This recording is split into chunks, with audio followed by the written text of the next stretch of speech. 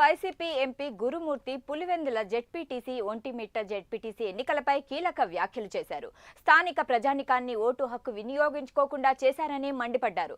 ఎన్నికల కమిషన్ ఒకరి చెప్పు చేతల్లోకి వెళ్లిందంటూ ఎంపీ ఆరోపణలు చేశారు.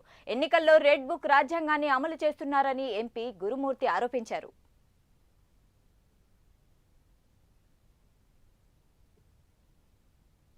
రీసెంట్గా జరిగినటువంటి పులివెందుల జెడ్పీటీసీ ఎన్నికల్లో కానీ అలాగే ఒంటిమిట్ట సంబంధించినటువంటి జెడ్పీటీసీ ఎన్నికల్లో కానీ ఆ లోకల్గా ఉన్నటువంటి ఎస్సీ ఎస్టీలని ఎవరిని కూడా పూర్తిగా పోలింగ్ బూత్కి ఓటుకు రానియకుండా వాళ్ళని ఓట్లు వేయనీయకుండా పోలీస్ వ్యవస్థ ద్వారా వాళ్ళని హరాస్మెంట్ గురి చేసి వాళ్ళ హక్కు వినియోగించుకోవడానికి వీలు లేకుండా చేయడం జరిగింది.